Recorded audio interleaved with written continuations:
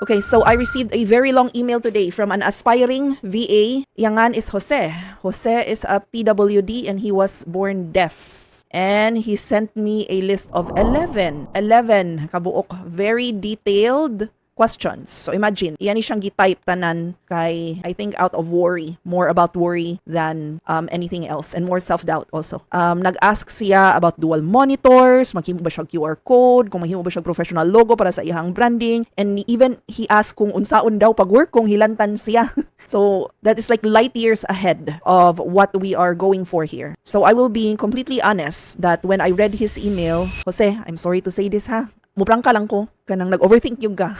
You're overthinking. Only someone who is very, very worried about their situation would write that long email. But you know what? I actually did not see a disabled person. I did not see that. I saw someone who is over-preparing. And whether you have a disability or not, over-preparing is universal. Many people do it as a coping mechanism because they're nervous or maybe anxious about applying or sending out a proposal to a potential client. Hadlok ta. So as a coping mechanism, we over-prepare and we overthink. Unfortunately, because we have so many questions like the ones listed by Jose, over-preparing doesn't mean you'll be successful. Dili na siya guarantee. It can also mean that you are over-preparing to fail. Because by the time mahuman ninimo o comply ang tanan requirements, nga imong gihanok to yourself, or by the time ma-answer imuhang tanan questions, you will be exhausted, di nakaganahan mo pa dayon.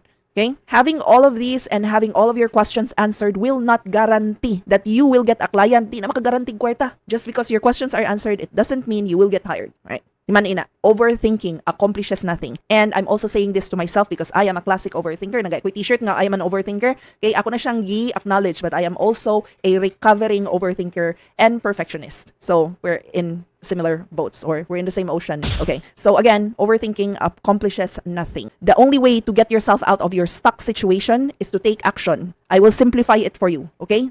Very simple startup.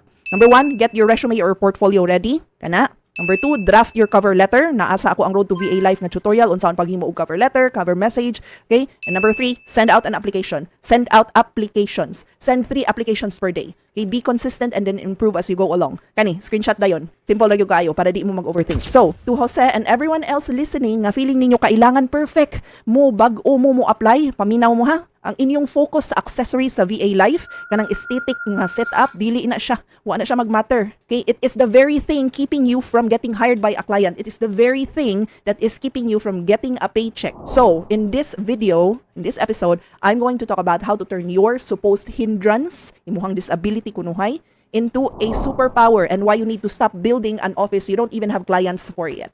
Okay? Take action sa ta. Kaya sa tinuod lang natrap ka sa what many people would call analysis paralysis and it will get you nowhere. Again, overthinking accomplishes nothing. So, katong mga wakailan ako, thank you nga ni-watch mo sa akong video. I am Lisa Zavala, your VA runner, virtual assistant, nga ganahan magdagandagan, ganahan lang ko mag-cardio, magbuot mo. Okay? Anyway, 20 years na ko sa freelancing and work from home nga marathon. And today's episode is about radical focus in your road to the virtual assistant life. Whether you are a PWD or a stay-at-home mom with no experience or someone who thinks that they need a 40,000 pesos nga worth PC setup para lang makastart. Kinanglan nindot yun. Ana din nga. Kung ako'y MacBook, di ko mag-VA.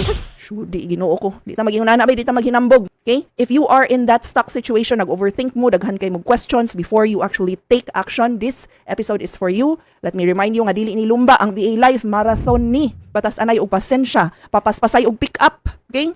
And this is where we offer to solve a client's problem, right? We are problem solvers. Now, let me tell you about the preparation trap, the pasosyal nga office. The preparation trap will get you nowhere. Dili ta kakwartaan na. Now, to give you some context, in Jose's email, daghan man kay siya questions. I'm sure a lot of you there who are aspiring virtual assistants, daghan pud mo questions, okay? This is a classic example of what happens when we let fear run the show. Una nga atong hadlok ba? Okay? He is worried about which payment platform to use, unsaon pag-add og booking links sa signature daw, and if he needs to buy an extra monitor for multitasking. Those are valid questions, okay? Valid questions to siya, pero they are not problems that you should be solving right now. Ang imong problema is mangita kag client. Muna yung numero nimo unong problema. Unless nakakita na kag kliyente, unya na ta maghambog-hambog sa ato ang desktop nga aesthetic ug uban pang mga branding, wa na mo matter. Get clients first. Because if you spend all your energy worrying about mo, kuha ba ko GCash or unsa nga bank account akong i-open, is it compatible with Payoneer and so on, you are missing the point. Just decide on one payment option lang, okay? open the PayPal account or unsa nga account to get paid, PayPal or Payoneer, ikay bahala. And then when your client asks how to pay you, you can give them that one option nga available sa iyo, sa imuha. Okay? Katong one option lang sa sugod pa man ta. And if muhangyo si client nga, pwede ba, can I pay you with Wise or PayPal or Gusto? Only that time, mo-open na ka og account sa katong mga preferred nga platforms. Okay? Ayaw sa sulbara, pag tungang problema, imo nang gisulbad. Cross the bridge when you get there. Okay? Simple lang, no need to overthink. Just pick one for now para dili ka malangan sa biyahe. Pick one payment option nga imong ihatag sa client. Okay? Also, you do not need a professional logo, Kuya Jose, to recognize your VA business when you haven't even sent your first proposal. Kaya dili mo tanong logo imong kliyente. Mas may pa maghimo kag logo samples for different industries that you want to serve. May pa maghimo kag portfolio nga lain-lain og logo kay para ma-showcase nimo ang imuhang design capabilities. Imuhang personal logo, that's not something that you should worry about now. Imuhang lang simple nga ngan, that's it. Because if you worry about these nuances, you will never get hired. Mura kag nagtukod ka og skyscraper pero ang imong foundation kay naa sa beach. Okay? Nasa sand. Bugat kay imong skyscraper nga naa ka sa sand. Humok nga balas. Your skyscraper will fall. So stop preparing to prepare. Okay? Ang kailangan nimo karon is dili logo. You need a client. So, again, ako balikon diri ha. Simple nga startup. Katong tulo ka buok, prep your resume or portfolio, draft your cover letter, send applications. Be consistent. Send 3 applications per day. That's it. Very simple. Ang bugtong nga guideline ra gyud nga kailangan nimo is, can you solve a problem? Kaya if dili nimo ma-solve ang problema sa client, bisan unsa pa nakanindot imong dual monitor, balibaran gihapon ka. Also, bisan unsa pa nakanindot imong logo, the client won't care. Really. Yes, it's nice for personal branding na kay logo, but it won't matter if wala kay client na mo hire nimo. Okay? Balikon nako, do not overthink. Prep resume, draft cover letter, start applying. Stick to the basics. Again, akong balik-balik. Kapila na gyud mo pwede mo screenshot ani ha, dili ta mag-overthink kanira gyud tulo. Now, to Kuya Jose, here is the superpower shift. Okay? I'm gonna boost your ego, man. Jose asked me in this email, and it's heartbreaking. Kanya na siya, I hope they don't focus on my deafness. So actually, nag-uul ka with your disability. Heartbreaking. No, dili jud na mao, ha? Focus on your deafness? I mean, Jose, if a client focuses on your deafness as a reason not to hire you, then you're applying to the wrong client. You're in the wrong space. Ang main nimong concern na jud is, can you solve a client's problem? Can you create graphics for them? Can you edit videos for them? Can you be a VA who helps run their business or helps them with their marketing? Yes or no question rani tanan. Can you solve the client's problem? Okay? It doesn't involve how nice is your logo or pila ka inches sa imong monitor. Wala na gipangutana. Can you solve a problem and can you offer your solution to a client who will hire you? That's it. Positioning rani tanan. Now, Jose, let me flip the script for you. Ang imong pagka-deaf, it is not a hindrance. It is your superpower. Okay? Kabalo ba mo nga daghan kaayo businesses sa US, sa UK, sa Canada, Europe, Australia nga owned and managed by differentially abled individuals, pero ting daghan na PWD na inegosyo, and they are thriving, and they are looking for people who understand their world. And there are not a lot of deaf VAs out there. That makes you very rare. Okay? Pangitaon ka. So ayaw na apologize nga deaf ka. Okay? Don't worry about if they will focus on your deafness. Ayaw na itago sa formal letter nga murag dala nimo. Di na nimo sala nga you are differentially abled. So use that as your USP. Ay bawo kansa ng USP? Tara, unique selling proposition. USP. Google it para kasabot ka. Like I said, positioning rani tanan. Tell your clients when you apply. Okay? Tell your clients when you apply. As a deaf VA, I have a level of visual focus and attention to detail that others don't. I don't get distracted by noise or calls. I am your specialist for deep work tasks like video editing, data management, and content creation. So, muna imong script, Jose. Ha? Kita kasi pa rin siya? You see the difference? When you were apologizing for being deaf, that is the language of the poor. Language of the poor. Do not use the language of the poor. Ang pagka-deaf kay dili na trahedya. But, if you shift your energy and use the language of opportunity, it is a competitive advantage. Kaysa tinuod lang daghang VA nga makadungog lagi pero why nadunggan? Bugo kayo mo follow instruction mo na ma-fire out sila. If you can comprehend and deliver, that's all that matters. Clients pay for results. Dili para sa imong MMK nga storya. Ha? Ayaw. Do not focus on that. Now, para sa inyong tanan nga pareha ni Jose, katong mga naghuna-huna na kuan kinahanglan kog QR codes or kinahanglan kog dual monitors. Okay, stop. Okay? Stop overthinking. You don't need a dual monitor to start. You do not need a fancy logo. My first office was just a coffee table nga ubos kayo nya nagyaka og gamay nga bangko. Nara akong office ay mo ni siya. Tara akong office. Nya. Kitaon pati kaglain akong kuan, lami kay nga office. Tara pa ay. Tara pa gyud. Outdoor, way atop. Okay? Bongga bells bagod akong setup.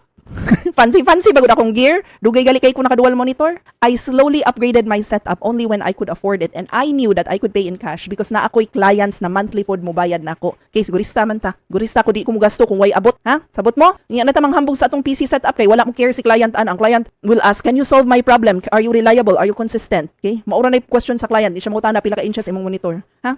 And Jose, I'll just answer one of your specific questions lang ha kay I think sa imuha man good mo apply and I think important ni for you. So regarding your question about the booking link, para makabook og video call ang client, you ask if you need to have an e-signature app. No, you no need. No need for an e-signature app. You do not need a separate device for that. A booking link is like kuan. Just go to calendly.com or tidycal.com or search booking app on Google. Daghan kay options. Pero ang akong personal nga recommend is either Calendly or Tidycal. And these apps are just a way for clients to see when you are free para mabook ka for an interview or video call or discovery call. Ha? Simple ra na. Ayaw lang i-overthink. Now, you need to Google how to set it up. Na tutorials pud sa YouTube. Just turn on the closed captions sa video. Haka ng CC nga setting para mag-guided ka. Okay? And since you are differentially abled, since you are deaf, I feel like a traditional discovery call might be scary for you. I understand, Jude, kay what if dili ka handle si client, right? Okay? And that's okay. Ato lang iset ilahang expectations before mo mag-call. And here is your workaround. Okay? So when you send your booking link, add a note that says the following. I'd love to connect with you as a future virtual assistant to hire. As a deaf professional, I conduct my meetings via Zoom with live captions enabled. Or we can do a live chat session where we communicate through a meetings chat box. This ensures I don't miss a single detail of your requirements. Habaw ka, unsa ni?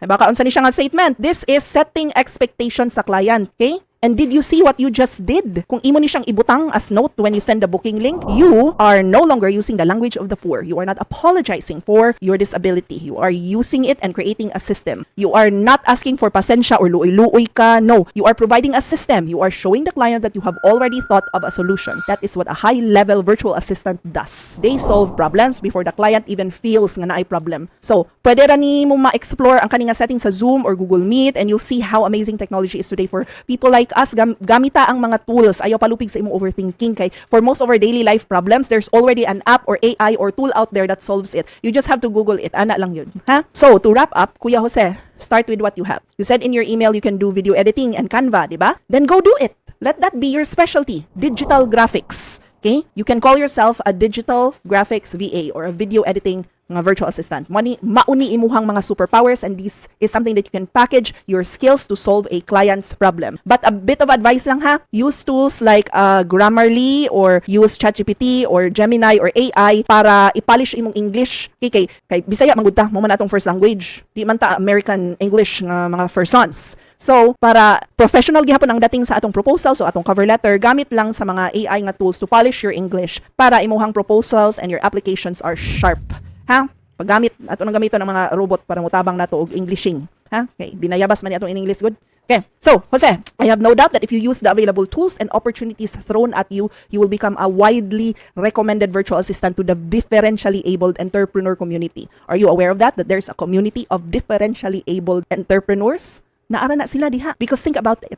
Who else can relate to their challenges better than someone who faced and overcame those same challenges? Naay mga CEO diha nga deaf pod ug naay disabilities and they are looking for a partner who gets it. I am talking about you. Ikaw akong gipasabot. You aren't just looking for a job, you are building a bridge for entire deaf community. Be the difference. Someday when you look back at your career as a virtual assistant, like many years na ka nag-VA, let's look at the future. 5-10 years from now, you're still a virtual assistant, may na kay ka mo video editing, daghan na ka graphics, bagga na kay imong portfolio, mas bagga pa kaysa sa naong sa imong kontra. Yung na nakadbaga ang imong portfolio. Okay? You are 5 years, 10 years doing virtual assistant work. And you look back at your career. This tells the world about your journey. Okay? Para katong mga other differentially able nga individuals out there wondering if kaya nila nga mahimong VA, ikaw ang answer. Ikaw ang example. Ikaw ang role model. So let yourself be their inspiration. Right? And you will never become an inspiration if you keep overthinking like you're doing right now. Okay? Balikon ako. Katong 3 simple steps lang yun. Screenshot dayon, ha? Prepare resume and portfolio. Draft your cover letter. Dagan kay AI pwede mo tamang nimo sa imuhang cover letter and then send applications. Kanilang yun. Start today with what you have. Do not overthink. Alright. So if you got any value from this video, share it with others. Or if you feel lost in the noise and you need a step-by-step path that doesn't involve buying fancy monitors yet or creating personal logos, join my Road to VA Life Bootcamp. We focus on the work, not on the fluff. You will find a registration link on my profile. Okay? So kita lang ta. Bye!